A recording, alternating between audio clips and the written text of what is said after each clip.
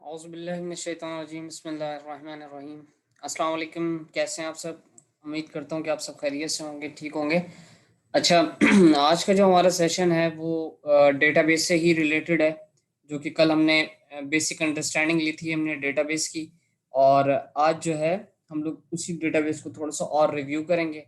और जो लोग नए आए हैं, जैसा कि मैंने अपनी वॉइस में भी कहा है ग्रुप में कि जो लोग नए हैं वो काइंडली पूरी पिछली क्लासेस दोबारा से ले लें और उनको सही तरीके से ठीक से सुन लें, ताकि अगर कोई मुश्किल हो तो आप लोगों को कोई परेशानी ना हो।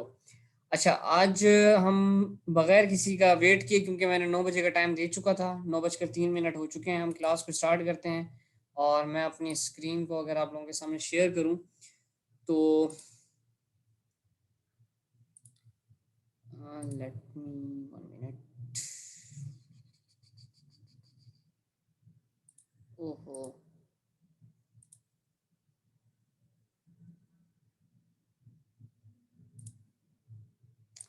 ओके।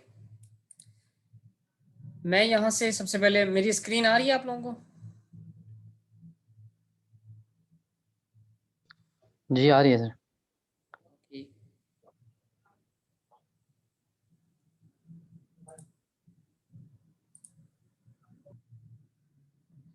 ये मेरे पास जो है मेरा सर्वर कनेक्ट हो गया है, और ये मेरे पास क्या है, डेटाबेस है।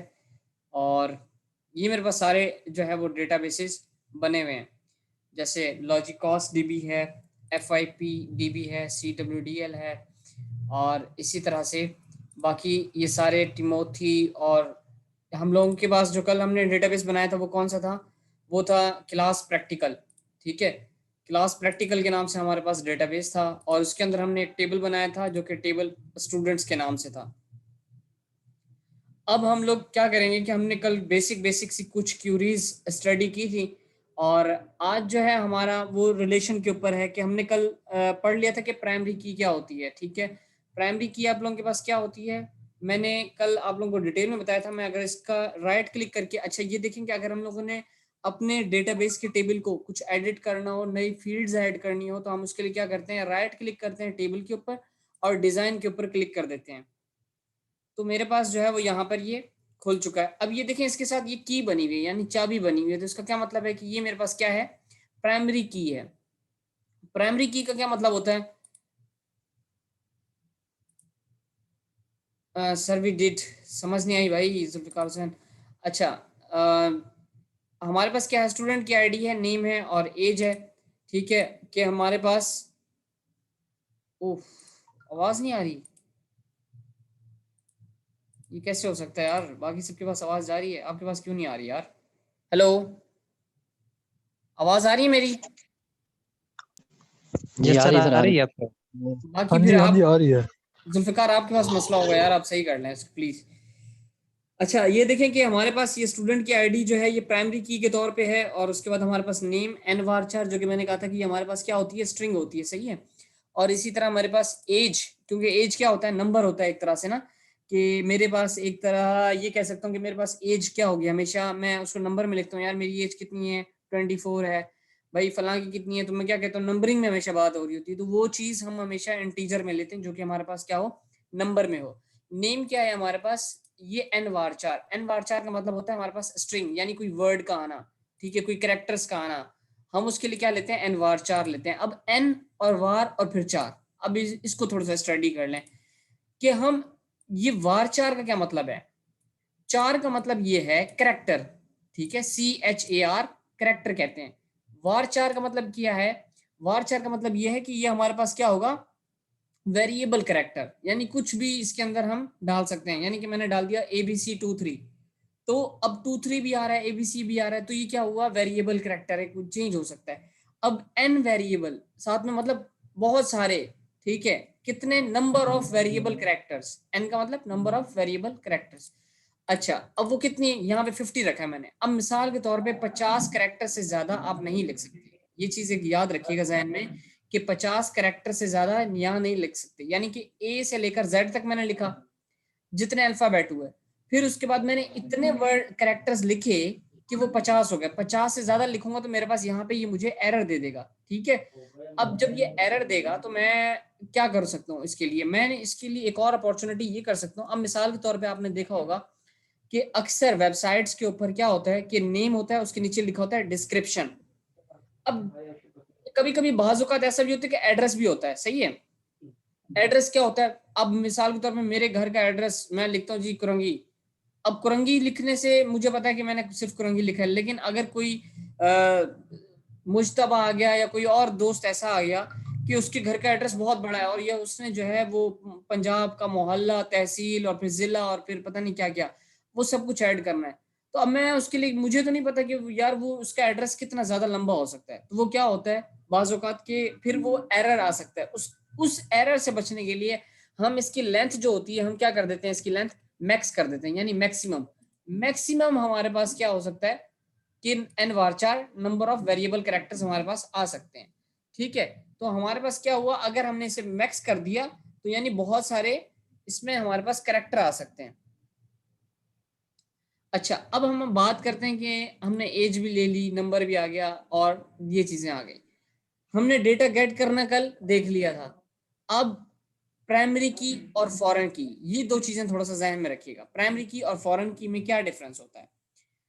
मेरे पास एक टेबल है जो कि स्टूडेंट के नाम से है। अच्छा, मैं इसको थोड़ा सा ब्लैंक कर दूं पहले। अम, अच्छा जी, ये मेरे पास एक टेबल है स्टूडेंट का, सही है। मैं इसे STU कह देता हूँ। ये स्टूडेंट का टेबल है। इसमें क्या है कि इसका रोल नंबर है, ठीक है, और यहाँ पे इसका नेम है। इस स्टूडेंट का क्या है, मैं कहता हूँ इसका नेम है, जस्ट नेम। अब यार अपना माइक म्यूट कर ले प्लीज, जिसका भी ऑन है। ठीक है, अब रोल नंबर क्या है, 1 2। मैंने अब इसका नाम जो है मैंने लिख दिया अली, ठीक है, और इसका नाम मैंने कुछ भी रख दिया, SA रख दिया। अब ये देखें कि ये मेरे पास ये दो रोज हैं, ये दो क्या है मेरे पास कॉलम्स हैं, यानी इस तरह से ये कॉलम्स हैं और इस तरह से ये मेरे पास क्या है रोज हैं। अच्छा जी, अब इसमें मैंने कहा कि भाई रोल नंबर तो क्या होगा, हर किसी का अलग होना चाहिए। तो मैं इसके लिए क्या करूंगा कि रोल नंबर अलग होने की करने के लिए मैंने क्या किया कि उसको मैंने कहा कि भाई आप जो है ना, एक सेकेंड,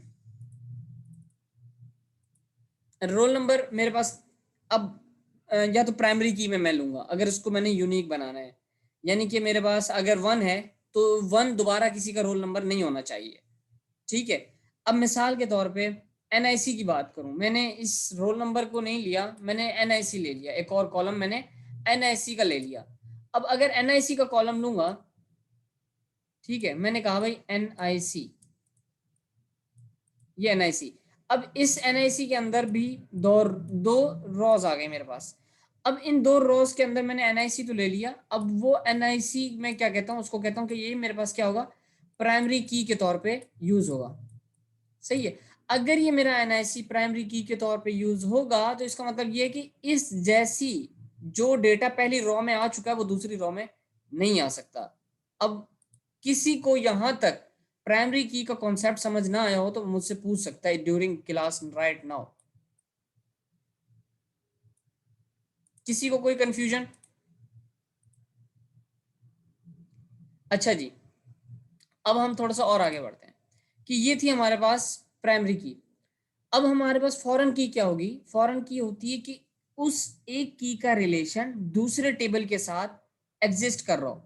मिसाल के तौर पे मैंने ये चेक करना हो कि ये स्टूडेंट कौन सी क्लास में पढ़ता है, तो जाहिर है कोई रिलेशन होगा, या मैं ये कहूँ ये बच्चा किसका बेटा है, रिलेशन बन रहा है ना कि इसका ये बेटा जो है ये फला बाप का है, ठीक है, या इसके वालिद मोहतरम का नाम ये है। मैं कैसे अंदाजा लगाऊंगा जब मेरे पास कोई रिलेशन बन रहा होगा। अब मैं रिलेशन कैसे बनाऊंगा, आपने देखा होगा खुदा ना खास्ता ऐसा होता है, आपने देखा होगा कि अल्लाह ना करे किसी का एक्सीडेंट जब होता है तो उसका NIC उठा लेते हैं, सबसे पहले NIC उठा के नादरा वालों को सेंड करते हैं और उसका डेटा इंफॉर्मेशन पूरी निकाल लेते हैं। डेटा इन्फॉर्मेशन कैसे निकालते हैं कि उसका जो एनआईसी नंबर है वो जब एंटर करते हैं आपके सिस्टम के अंदर जैसे ही एंटर करते हैं तो उसके खानदान का नंबर निकल के आता है। अब उसके खानदान में ये देखते हैं कि इसके खानदान में इसका भाई कौन है, इसकी बहन कौन है, या इसका वालिद या इसकी वालदा कौन है। वो उनके कॉन्टैक्ट जो है फिर उनको अप्रोच कर रहे होते हैं। जब वो उनके कॉन्टैक्ट को अप्रोच करते हैं तो वो क्या करते हैं कि उनको कॉल मिला लेते हैं। अब कैसे पता चला कि ये वाला बच्चा फलां का बेटा है? वो इस तरह पता चला कि आपका जब एनआईसी था, एनआईसी आपके पास यूनिक है, उस जैसी कोई और चीज नहीं है। यानी जो एनआईसी का नंबर मेरा है वो आप लोगों का नहीं है, डिफरेंट है, दोनों का अलग अलग एनआईसी है। ठीक है, तो ये क्या कहलाता है हमारे पास, ये प्राइमरी की में आता है कि हम लोगों ने उससे प्राइमरी की बना दिया, उस जैसी चीज दोबारा उस रॉ में, उस टेबल में और उस कॉलम में नहीं हो सकती। अच्छा जी, हमारे पास था ये प्राइमरी की। अब याद रखिएगा ये बात। अब मैं एक और आप लोगों को बता रहा हूं, ये थी मेरे पास प्राइमरी की, ठीक है। सेकंड वन फॉरेन की, और थर्ड वन मेरे पास आ जाता है कंपोजिट की, और इसके बाद एक और है वो है यूनिक की। अब देखो ये चार की हैं, ये याद रखनी है आप लोगों ने। प्राइमरी की का मैं बता चुका हूं कि क्या होती है, इसी तरह से मैं फॉरेन की का आप लोगों को बता चुका हूँ कि वो क्या होती है, और फिर कंपोजिट की का भी हम लोग पढ़ चुके हैं कि वो क्या होती है। सही है। अच्छा, अब हम लोग प्राइमरी की अगर फॉरेन की बात करें, सॉरी, फॉरेन की क्या है? फॉरेन की ये है कि देखो, ये मेरे पास एक टेबल है जो कि स्टूडेंट का टेबल है। सही है, मैंने स्टूडेंट लिख दिया। अब यहाँ पे एक दो कॉलम्स हैं और दो रोज हैं, मैं बोलता हूँ। यहाँ पे मेरे पास उस स्टूडेंट का सीरियल नंबर है, ठीक है, और यहाँ पर उसका नेम है। अब मैं क्या करता हूँ कि ये कहता हूँ कि भाई इसमें 1 है और इसमें 2 है, और यहाँ पे नेम में उसका, यहाँ पे ए नेम है और यहाँ पे उसका क्या है, बी नेम है। अब मैंने क्या करना है कि मैंने ये चेक करना है कि यार ये जो स्टूडेंट है ये किस टेबल में अपना किस डिपार्टमेंट में पढ़ता है। जब मैंने ये चीज़ चेक करनी है तो मैं क्या करूँगा, एक और टेबल बनाऊंगा, जो कि मेरे पास एक और टेबल है, किस नाम से है जी, वो है डिपार्टमेंट के नाम से टेबल है, फॉर एग्जाम्पल। ठीक है, अब वो जो टेबल है मेरे पास वो है डिपार्टमेंट के नाम से। मैं क्या करता हूँ, मैं ये कहता हूँ कि भाई इसमें क्या होगा, या तो डिपार्टमेंट की आईडी होगी, ओहो ये तो कलर ही सही नजर नहीं आ रहा, डिपार्टमेंट की आईडी होगी, और डिपार्टमेंट का क्या होगा, नेम होगा। अब यहाँ पे देखो, डिपार्टमेंट की आईडी है 1, डिपार्टमेंट की आईडी है 2। अब यहाँ पे मिसाल के तौर पे मेरे पास नेम है एक, मैं ले लेता हूँ प्राइमरी। सही है, ये प्राइमरी समझ लो, और यहाँ पे मैं ले लेता हूँ इसको सेकेंडरी। अब मुझे कैसे पता चले कि कौन सा स्टूडेंट किस डिपार्टमेंट में पढ़ता है? अभी तो कोई रिलेशन नहीं बना हुआ ना, कोई ताल्लुक नहीं है इन लोगों का। मैं क्या करूँगा, यहाँ पे देखो दो चॉइसें आती हैं। आप, अब हम लोगों कल मैंने एक चीज़ बताई थी आप लोगों को अगर याद हो, फर्स्ट एनएफ, सेकंड एनएफ और थर्ड एनएफ, यानी फर्स्ट नॉर्मलाइजेशन, सेकंड नॉर्मलाइजेशन और थर्ड नॉर्मलाइजेशन। इन तीनों का मैंने अभी डिफरेंस आप लोगों को क्लियर करवाना है। ये डेटाबेस से रिलेटेड मैंने आपको कहा था कि डेटाबेस बहुत बड़ा टॉपिक है। ठीक है, अच्छा, अब हम अगर बात करें कि हमारे पास ये है डिपार्टमेंट का टेबल, ये है स्टूडेंट का टेबल। अगर हम लोगों ने इसका रिलेशन बनाना हो, अब रिलेशन दो तरीकों से बन सकता है। पहला, फर्स्ट एनएफ क्या होता है? फर्स्ट एनएफ में ये होता है, आप लोग अभी सुन नहीं ले, बल्कि फर्स्ट एनएफ ये होता है कि आप लोगों के पास जो डेटा है आप यूजर से सुनो। मिसाल के तौर पे मैं कहता हूँ आप लोगों से कि मुझे एक स्कूल का सॉफ्टवेयर बना के दो। अब आपने मुझसे क्वेश्चन करना शुरू किया कि आपको स्कूल के अंदर क्या क्या चीजें चाहिए।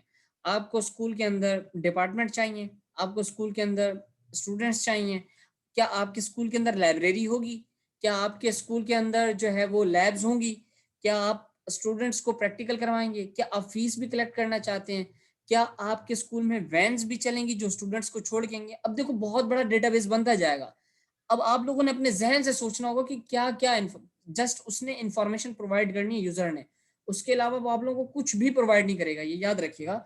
वो आपको इंफॉर्मेशन प्रोवाइड कर देगा, आपका काम है नोट डाउन करना और इंफॉर्मेशन को गेट करना और उसके अकॉर्डिंग अपनी नॉलेज को यूज करते हुए आपने वो स्ट्रक्चर खड़ा करके देना है। अब उसने आप लोगों को बता दिया कि भाई मेरे स्कूल में स्टूडेंट्स होंगे और डिपार्टमेंट्स होंगे, डेट्स इट, मुझे यही चाहिए और कुछ नहीं चाहिए।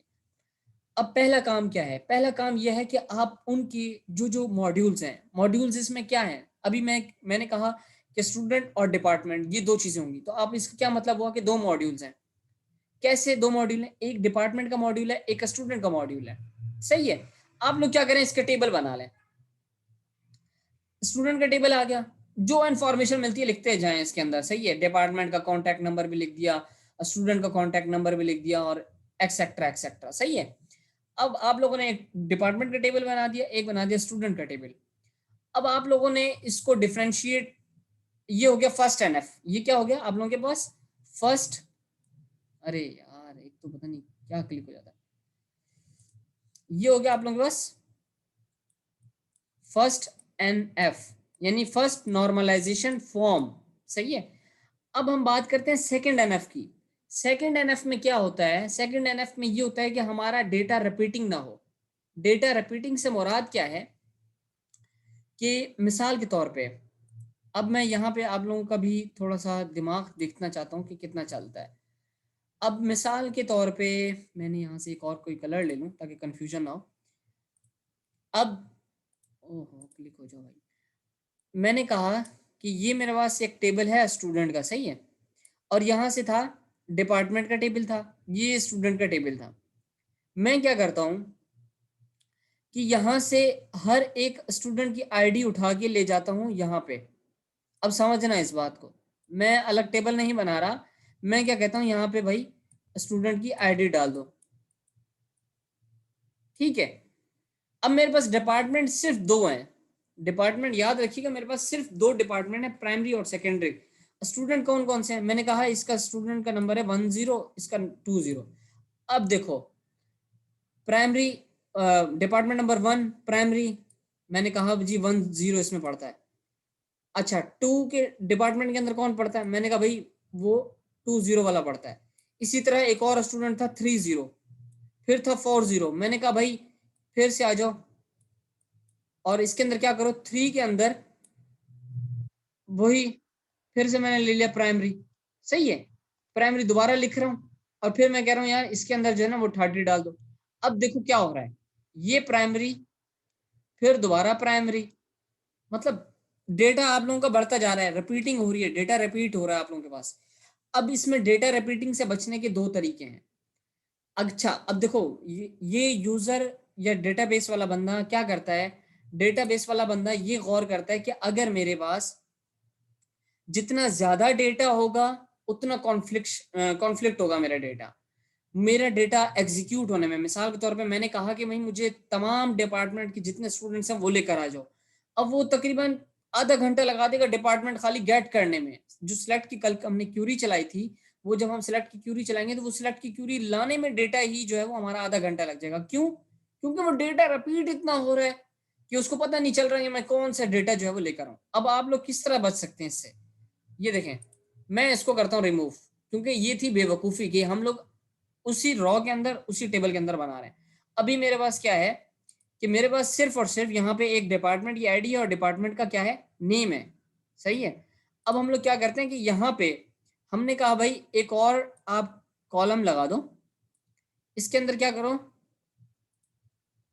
यहाँ पे ले लो आप डिपार्टमेंट की आईडी, सही है। और इस डिपार्टमेंट की आईडी के अंदर आप यहाँ पे जो स्टूडेंट नंबर ए है, मैं इसे कहता हूँ ये 1 में पढ़ता है, जो स्टूडेंट नंबर बी है ये भी 1 में पढ़ता है, जो स्टूडेंट नंबर 30 है ये 2 में पढ़ता है। अब देखो मुझे कुछ करना पड़ रहा है ना, नाम रिपीट हो रहे हैं, कुछ भी रिपीट नहीं हो रहा, ये रिपीट होता रहे। क्यों? क्योंकि नाम तो वैसे ही आएंगे ना हमारे पास। भाई एक स्टूडेंट आया अली, दूसरा स्टूडेंट आया फैजान, तीसरा स्टूडेंट आया सलमान। अब फैजान सलमान ये लोग क्या हैं, नए स्टूडेंट्स हैं ना सारे के सारे। तो ये लोग क्या हैं कि इनके साथ अगर एक और मैं कॉलम बना रहा हूँ, उस कॉलम के अंदर मेरे पास क्या आ रहा है, डेटा ऐड होता जा रहा है। कॉलम ऐड हुआ है ना, और तो कोई प्रॉब्लम नहीं हुई। रोज मेरे पास ज्यादा से ज्यादा ऐड ना हो। स्टूडेंट्स तो अब मिसाल के तौर पर 6000 स्टूडेंट्स हैं, तो 6000 स्टूडेंट्स के लिए आप लोग डिपार्टमेंट के टेबल के अंदर अलग अलग बनाते थोड़ा सा अकल ठिकाने नहीं आती। अच्छा, अब मैंने मिसाल के तौर पे सेकंड एनएफ भी मेरा कामयाब हो गया। सेकंड एनएफ क्या था कि आप इसको डेटा रिपीट होने से बचाएं और जितनी डेटा रेडिडेंसी हो सके उसको कम से कम करें। अब वो आपने डिपार्टमेंट का कॉलम, डिपार्टमेंट की आईडी का कॉलम लिया और वहां बना दिया। इसका क्या मतलब हुआ, डिपार्टमेंट की आईडी वहां पर थी मेरे पास प्राइमरी की, यहाँ पे क्या हो गई, सॉरी, फॉरेन की हो गई। अब जब वो डिपार्टमेंट की आईडी मेरे पास स्टूडेंट के टेबल के अंदर आके बन गई तो वो मेरे पास क्या हो गई, फॉरेन की के तौर पे यूज हो रही है। सही है। अब थर्ड एनएफ क्या कहता है, जो थर्ड रूल है वो ये है कि आप एक और टेबल बना लें, ठीक है, जिसको नाम दे दें आप स्टूडेंट और डिपार्टमेंट का। सही है, स्टूडेंट डिपार्टमेंट का टेबल का नाम दे दें। अच्छा, अब इसमें देखो मसला क्या था उसके अंदर कि स्टूडेंट के अंदर जो हम लोगों ने डिपार्टमेंट की आईडी उठा के स्टूडेंट के टेबल के अंदर रखी थी, तो उसमें क्या प्रॉब्लम है, प्रॉब्लम यह है कि स्टूडेंट डिपेंड करता है डिपार्टमेंट के ऊपर, कि जब तक डिपार्टमेंट नहीं होगा वो स्टूडेंट नहीं आ सकता। अब मिसाल के तौर पे मैं मोहताज हूं किसका, एचआर वालों का, कि भाई तुम जाओ पहले डिपार्टमेंट ऐड करो फिर मैं स्टूडेंट का एडमिशन लूँ। अब मिसाल के तौर पे भाई एचआर वाला छुट्टी पे है तो स्टूडेंट को ऐड कैसे किया जाए, नहीं कर सकते ना। तो क्या करें, आप एक डेटा रेडिडेंसी से बचने के लिए और डेटा डिपेंडेंसी से बचने के लिए दो अल्फाज हैं, डेटा रेडिडेंसी और डेटा डिपेंडेंसी, दो अल्फाज हैं कि डेटा रिपीट ना हो और डेटा डिपेंड ना करता हो उसके ऊपर। अब मैंने क्या किया, एक स्टूडेंट डिपार्टमेंट का एक नया टेबल बना लिया, जैसे कि आप लोगों को यहाँ नजर आ रहा होगा ये पिंक कलर में। सही है, ये वाला। अब मैं क्या करता हूँ कि इसके अंदर मैंने कहा कि भाई यहाँ पे तुम क्या करो, स्टूडेंट की आईडी ले लो, सही है, और यहाँ पे क्या ले लो, डिपार्टमेंट की आईडी ले लो। अब क्या होगा देखो, स्टूडेंट नंबर 1 डिपार्टमेंट नंबर 1 में पढ़ता है, नहीं 10, सॉरी 10 स्टूडेंट डिपार्टमेंट नंबर 1 में पढ़ता है, 30 स्टूडेंट डिपार्टमेंट नंबर 1 में पढ़ता है, जो 20 स्टूडेंट है वो डिपार्टमेंट नंबर 2 में पढ़ता है। अब क्या हुआ, जितने रॉज आ जाए जितने कॉलम्स आ जाए कोई मसला नहीं है। सही है, डिपार्टमेंट की आईडी जस्ट ऐड हो रही है, डिपार्टमेंट का टेबल अलग है, डिपार्टमेंट के टेबल के ऊपर बोझ नहीं बन रहा, स्टूडेंट का टेबल अलग है, स्टूडेंट के टेबल के ऊपर बोझ नहीं बन रहा। ये था हमारे पास प्राइमरी की और फॉरेन की का कॉन्सेप्ट। सही है, प्राइमरी की क्या होती है कि जो किसी एक टेबल की यूनिक की हो, उसके जैसी की कहीं और ना है। यहाँ पे क्या हो रहा है, यहाँ पे देखो स्टूडेंट डिपार्टमेंट के टेबल में कि डिपार्टमेंट की आईडी क्या हो रही है, यहाँ पे रिपीट हो रही है। सही है, वहां क्या थी वो प्राइमरी की थी, लेकिन जब वो वहां से यहाँ आ गई तो हम इसका रिलेशन कैसे बनाते हैं, इसको इस तरह से डोनेट करते हैं। ये देखो इसकी तीन जो है वो जिसे कहते हैं कि तीन टांगे मैं कह देता हूँ, ठीक है, तीन टांगे हैं इसकी, जो कि आपके डिपार्टमेंट की आईडी फॉरेन की को रिप्रेजेंट कर रही है। अब स्टूडेंट की जो आईडी है वो वहां से प्राइमरी की थी, यहाँ पे क्या हो गई, फॉरेन की हो गई, तो मैं इसकी तीन टांगे बना दूंगा। सही है भाई। अच्छा, अब हम इसका थोड़ा सा प्रैक्टिकल कर लेते हैं क्योंकि टाइम हमारे पास थोड़ा रह गया। यहाँ तक किसी को समझ ना आया हो तो बता सकता है, क्लास के बाद हम उसका क्वेश्चन ले लेंगे। सही है, और चलो जी, चलो भाई, खत्म खत्म खत्म खत्म खत्म।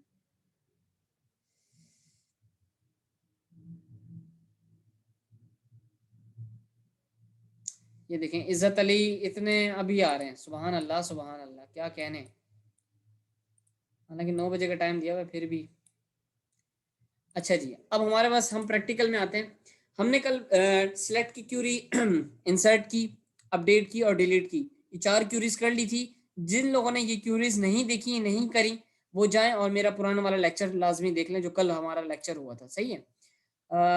One student is outside of class and he could not join, why he could not join, यार क्या हो गया, मैंने ऐसा क्या कर दिया, कुछ गलती होगी। चलो क्लास के बाद मिलते हैं यार, उसकी डिस्कस करता हूँ मैं।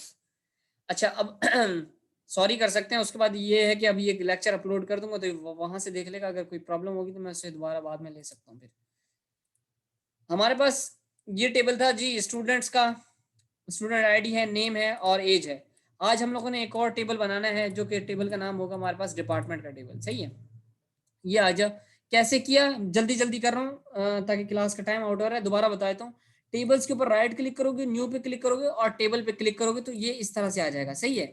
अब यहाँ पे क्या कह रहा है, कॉलम का नेम बताओ और उसकी डेटा टाइप बताओ, और आगे अलाउ नल्स होता है। अलाउ नल्स का मतलब ये है कि जब आप लोगों के पास डेटा आ रहा होगा, आप क्या चाहते हो, क्या उसके अंदर वाकई डेटा आना चाहिए, लाजमी है, वाजिब है कि डेटा उसके अंदर आए, या फिर आप उसको नल छोड़ना चाहते हो। सही है। खाली यानी खाली भी कुछ आ सकता है, कुछ भी आ जाए, कोई मसला नहीं है, खाली आ जाए। सही है। लेकिन बाजू का ये होता है कि अगर आप अलाउ नल नहीं उसको टिक करते तो उसका मतलब ये कि आपको कुछ ना कुछ इस रॉ के कॉलम के अंदर आपको कुछ ना कुछ ऐड करना पड़ेगा। अब मैं कॉलम की बात करता हूँ, इसकी कॉलम की। सही है। मैं कहता हूँ जी ये है मेरे पास डिपार्टमेंट आईडी। सही है। मैंने इसको दे दिया इंटीजर। अब ये इंटीजर दिया, इसको मैंने अभी देखो वो क्या कह रहा है, टिक हुआ है, तो उसका मतलब क्या है कि अलाउ नल, इसमें नल आ सकती है वैल्यू। मैं इसको क्या कहता हूँ, प्राइमरी की। जैसी प्राइमरी की बनाऊंगा, प्राइमरी की कभी नल नहीं हो सकती, याद रखिएगा। मैंने क्या किया, राइट क्लिक करके प्राइमरी प्राइमरी की के ऊपर क्लिक किया था। अब ये कह रहा है रिमूव प्राइमरी की, मैंने रिमूव हो गई प्राइमरी की। सेट प्राइमरी की, सेट हो गई। अब मैं ये चाहता हूं कि जो डिपार्टमेंट की आईडी है, प्राइमरी की तो है, लेकिन वो खुद ब खुद जनरेट भी होती रहे। तो उसके लिए क्या करूं मैं उसे कहता हूं कि भाई आइडेंटिटी स्पेसिफिकेशन, यहां जाओ और यस कर दो। ये इसको मैंने नो था, इसको यस कर दिया। अब यहां पे कहता हूं डिपार्टमेंट का नेम, जो कि मेरा एनवार 4 है। कंट्रोल एस करूंगा, क्या करूंगा, कंट्रोल एस, तो मेरे पास ये कहेगा कि टेबल का नाम लिखो। मैं इसे कहता हूं टीबीएल और डिपार्टमेंट्स। सही है। अब ये देखो अभी तक टेबल नहीं आया। आप लोग क्या हो गया यार, ये क्यों एरर आ रहा है, कॉल मिला वाली को ऐसा नहीं करना भाई। थोड़ी सी ये वीडियो देख लेना, कहीं मसला हो तो। टेबल्स के ऊपर राइट क्लिक करना और रिफ्रेश करना, तो ये आपके पास डिपार्टमेंट्स का टेबल आ गया। सही है। अब मैं क्या करता हूं कि कल मैंने क्यूरी लिखी थी इंसर्ट की, वो इंसर्ट की क्यूरी अभी दोबारा नहीं लिखता क्योंकि टाइम आउट हो चुका है काफी। डिपार्टमेंट्स के ऊपर आप राइट क्लिक करो और एडिट टॉप 200 रॉस। इसका मतलब ये कि आप 200 रॉस जो हैं उनको एडिट कर सकते हो। सही है। लेकिन खुद करने में क्यूरी लिखनी है, इंसर्ट इनटू टेबल डिपार्टमेंट्स, और फिर उसके अंदर कॉलम का नेम और फिर वैल्यूज लिखना खुद ही। सही है। मैं लिखता हूँ जी इंजीनियरिंग, पहले डिपार्टमेंट का नाम ये है, दूसरे का नाम है मेडिकल, ठीक है, तीसरे का नाम है कॉमर्स, और चौथे का नाम है डॉक्टर। सही है। अब मेरे पास यहाँ पे स्टूडेंट्स थोड़े से पता नहीं है या नहीं, मैं ऐड कर लेता हूँ। एक ही होगा करीब, हाँ ये रहा। सही है। मैं कहता हूँ फैज़ान, ठीक है, इसकी एज है 45। अब सलमान 23 है, ये भी। हैदर ये है 87 का। शाजिया 76। फायजा 45। 65। ठीक है। ये आगे सारे अब स्टूडेंट्स आ गए। अब मैं क्या करूंगा, मैंने इनका रिलेशन बनाया था ना, स्टूडेंट डिपार्टमेंट का टेबल बनाया था, मैं वो बनाता हूँ। यहाँ जाओगे, न्यू पे जाओगे, टेबल पे जाओगे। सही है। अब मैं आगे कॉलम के नेम के ऊपर मैं यहाँ पे कहता हूँ क्या कहता हूँ कि जी स्टूडेंट डिपार्टमेंट आईडी। अब क्या मतलब इसका, स्टूडेंट डिपार्टमेंट आईडी, यानी कि ये नाम मैंने लिख दिया सिर्फ एक कॉलम का, और इसको इंटीजर कर देता हूँ और इसको प्राइमरी की कर देता हूँ जल्दी जल्दी से। और यहाँ आइडेंटिटी स्पेसिफिकेशन नो के ऊपर आके मैं इसको कर देता हूँ यस। ठीक है। ये वाला कॉलम शायद मेरी तस्वीर की वजह से फंस ना गया। ओहो, यहाँ पे है जी डिपार्टमेंट आईडी इंटीजर, और यहाँ पे जी स्टूडेंट आईडी इंटीजर। अब जल्दी जल्दी से देख लो, टाइम आउट हो चुका है। टेबल स्टूडेंट्स डिपार्टमेंट्स, मैं से ये कहूँगा। सही है। ओके कर दूंगा, यहाँ से राइट क्लिक करूंगा, रिफ्रेश करूंगा, यहाँ पे आया, क्या हो गया, एडिट टॉप 200 ड्रॉस के ऊपर आया, और मैं अब डेटा इसके अंदर इंसर्ट करता हूँ। मैं कहता हूँ डिपार्टमेंट नंबर 1 के अंदर मेरे पास स्टूडेंट नंबर 1 पड़ता है, डिपार्टमेंट नंबर 1 के अंदर स्टूडेंट नंबर 4 पड़ता है, डिपार्टमेंट नंबर 1 के अंदर मेरे पास स्टूडेंट नंबर 5 पड़ता है, डिपार्टमेंट नंबर 2 के अंदर मेरे पास स्टूडेंट नंबर 3 पड़ता है, डिपार्टमेंट नंबर 2 के अंदर ही स्टूडेंट नंबर 2 पड़ता है, फिर डिपार्टमेंट नंबर 3 के अंदर मेरे पास स्टूडेंट नंबर 6 पड़ता है। सही, ये मैंने डेटा डाल दिया। अब हमारे पास आता है कि इनका डेटा मैंने गेट करना हो तो कैसे गेट करते हैं। आज क्यूरी मुश्किल है, टाइम थोड़ा रह गया। अगर हम लोगों को दोबारा मैं ये स्टॉप करके दोबारा से क्लास स्टार्ट कर दूंगा, आप लोग मीटिंग में ही रहिएगा, सही है। अब सबसे पहले क्या करते हैं हम लोग, हमारे पास अब ब्रिज टेबल बन गया कौन सा, जो कि उन दो टेबल्स को मिला रहा है। वो कौन सा टेबल है, हमारे पास स्टूडेंट्स डिपार्टमेंट्स का टेबल है, जो कि इस डिपार्टमेंट के टेबल को और स्टूडेंट के टेबल को मिला रहा है। हम क्या करेंगे, हमें क्या क्या चाहिए, अब ख्वाहिश ये पैदा होती है जनाबे वाला की कि भाई मुझे स्टूडेंट किस कौन से डिपार्टमेंट में पढ़ता है, स्टूडेंट का नाम और डिपार्टमेंट का नाम, ये चीजें चाहिए। तो मैं क्या करूंगा, सिलेक्ट एस डॉट या नहीं एस टी डॉट, ठीक है, मैं कहता हूं इसे नेम। अब एस टी डॉट नेम का मतलब आगे पता चलेगा आप लोगों को।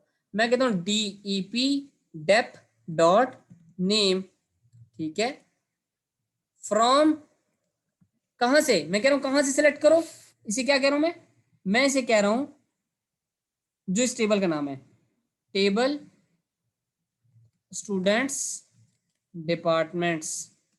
अब मैं इस टेबल को नाम दे रहा हूं एस डी। अब ये लगाऊंगा इनर ज्वाइन, इनर ज्वाइन जो कि किसका लगा रहा हूं, टेबल स्टूडेंट्स। इसका नाम मैंने क्या दिया था यहाँ पे, एस टी, तो इसको नाम क्या दे दूंगा मैं, एस टी, यानी इस टेबल को नाम जो दे रहा हूँ वो एस टी दे रहा हूँ।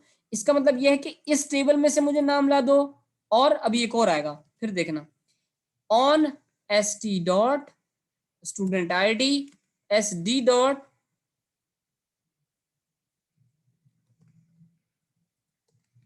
स्टूडेंट आईडी, सही है। एक और इनर जॉइन लगेगा जो कि क्योंकि हमें डिपार्टमेंट का नाम भी चाहिए, इनर जॉइन टेबल डिपार्टमेंट्स, अच्छा dep on dep dot department ID is equal to S D dot department ID, सही है। मैं इसको क्या करता हूँ, इसको कंट्रोल ऑल कर देता हूँ और एग्जीक्यूट के ऊपर क्लिक कर देता हूँ। तो ये देखो, अली गफ्फारी इंजीनियरिंग में पढ़ते हैं, सलमान इंजीनियरिंग में पढ़ते हैं, हैदर इंजीनियरिंग में पढ़ते हैं, फैजान मेडिकल में पढ़ते हैं, शाजिया कॉमर्स में पढ़ती हैं। क्लियर हो गई ये बात। अब मसला क्या हुआ, एक स्टूडेंट नहीं आया, कौन सा नहीं आया, कोई बता सकता है, किरण, किरण नहीं आई ना हमारे पास। क्यों नहीं आई, क्योंकि इस, अब मैं बताता हूँ, ये देखो,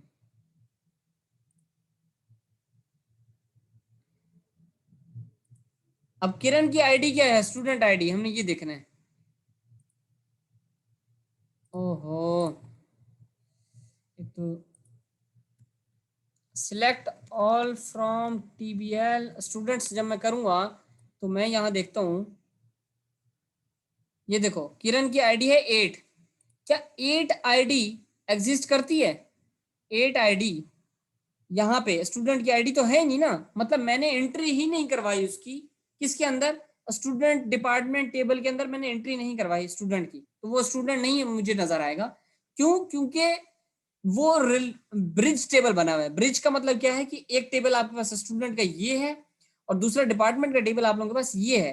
अब इन दोनों को जो जोड़ने वाला स्टूडेंट डिपार्टमेंट का टेबल है वो ये है, सही है।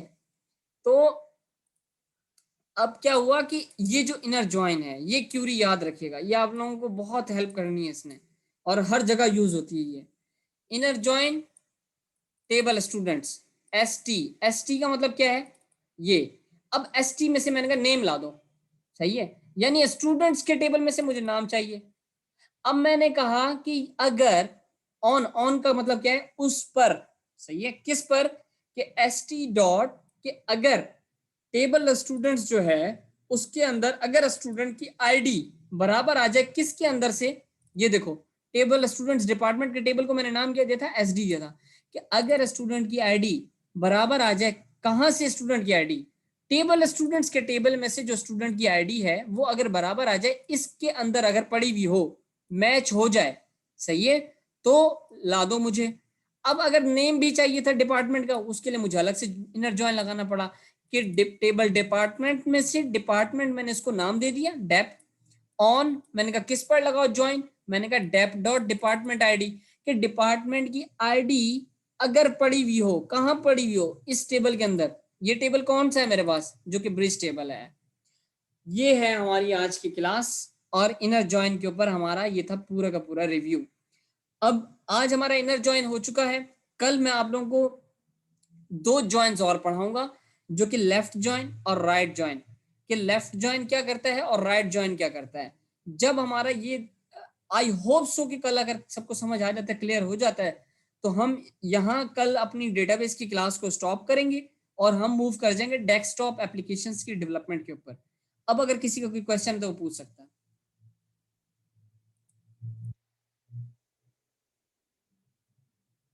हाँ जी, किसी का कोई क्वेश्चन? No one.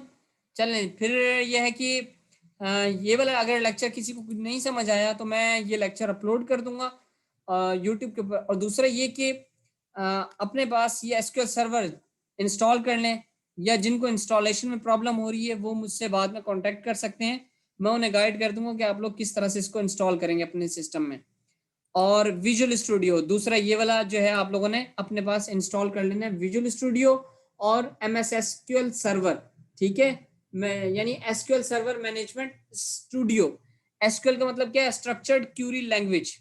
सही है, ये आप लोगों ने अपने पास इंस्टॉल कर लेना है। विजुअल स्टूडियो के अंदर अगर हमारा कल का लेक्चर कंप्लीट हो जाता है तो हम परसों से डेस्कटॉप एप्लीकेशन यानी जो आप लोगों ने सॉफ्टवेयर बनाना है हम उसकी तरफ मूव हो जाएंगे। और उसके लिए थोड़ी सी तगदो करनी पड़ेगी और हम ऑब्जेक्ट ओरिएंटेड प्रोग्रामिंग उसी में ही स्टडी करेंगे। और अगर किसी को कोई समझ नहीं आ रही हो तो प्लीज वहां पे आप यूट्यूब पे ही कमेंट कर दिया करो, या फिर मुझसे पर्सनली आप क्वेश्चन मुझसे व्हाट्सएप पे मेरे नंबर पे पूछ सकते हो। ग्रुप में प्लीज ना किया करो, क्योंकि दूसरे लोग कोई ऑफिस में होता है या कोई कहीं होता है तो वो डिस्टर्ब होता है। ठीक है guys, thank you so all of you, और बेस्ट ऑफ लक। अगर किसी को कुछ समझ ना आए तो बाद में पूछ सकते हैं। अल्लाह हाफिज।